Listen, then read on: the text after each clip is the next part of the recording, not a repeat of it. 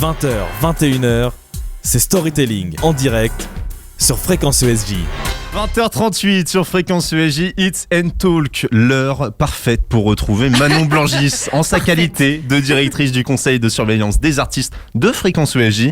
Manon, vous avez mené une enquête très spéciale cette semaine, puisque dimanche, c'est la Saint-Valentin, on l'a très peu dit depuis le début de cette émission, et c'est parfois la Saint-Valentin l'occasion de se rappeler de ses premiers amours et de ses premières expériences, surtout quand on l'a faite tout seul, ça laisse du temps pour réfléchir.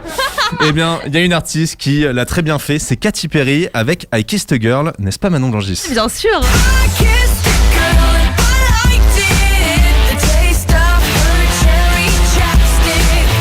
Toute ma jeunesse, ah oui. C'est si beau. Mais bien sûr, on va vraiment s'il y a un titre qui devrait... chanson. D'accord, oui, ok. Bien sûr. Non, on va revenir un peu en arrière d'ailleurs pour bien comprendre l'histoire d'I Kissed a Girl. En 2001, Katy Perry sort son premier album, Ne soyez pas choqués, de musique chrétienne. Ouh, ah oui. Voilà, oui, parce que ses parents sont pasteurs évangélistes, donc son enfance à Katy Perry, elle s'est résumée au gospel et au camp de vacances sur Jésus. Voilà. Pas de chance, mais en 2008, Katy Perry a déménagé à Los Angeles et signe dans un label, Capitol Records. Sauf que son premier single, You're So Gay, ne fonctionne pas du tout. Peut-être à cause du nom, peut-être.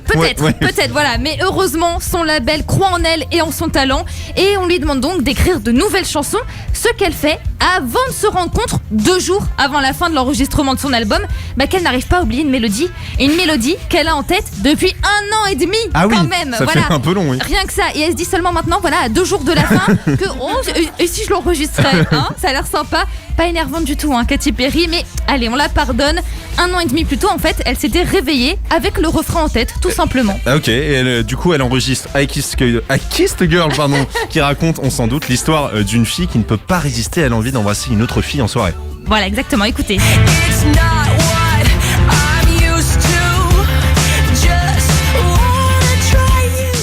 Traduction, ce n'est pas ce que j'ai l'habitude de faire, j'ai juste envie d'essayer avec toi. C'est une déclaration. Mais de qui ? Non, pardon, excusez-moi.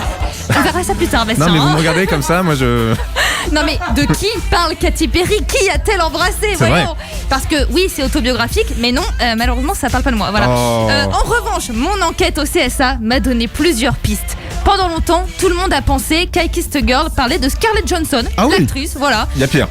Oui, mais non, c'est pas elle. Katy Perry a démenti. Ensuite, on a eu Miley Cyrus en 2007 qui a expliqué que c'était à propos d'elle-même. Voilà. D'accord. Alors, Miley et Katy sont de très bonnes amies, mais c'est pas non plus elle. Faut se calmer sur l'ego, Miley Cyrus, si tu m'entends.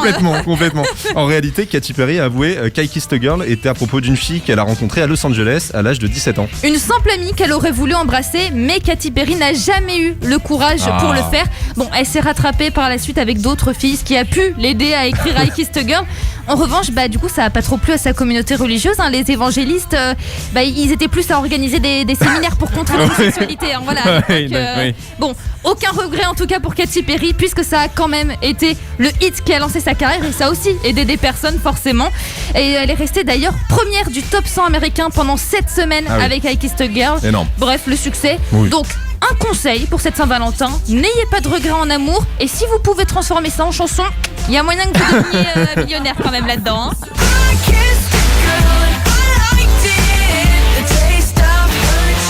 La maison de disques de Katy Perry a d'ailleurs hésité avant de sortir I Kissed a Girl à cause des paroles, bien sûr, et ils ont finalement accepté. Ils ont eu raison, puisqu'en 2008, la parole commençait à se libérer sur l'homosexualité. C'était donc le moment parfait pour I Kissed a Girl. Merci Manon Blangis. 20h, 21h, c'est Storytelling en direct sur Fréquence ESJ.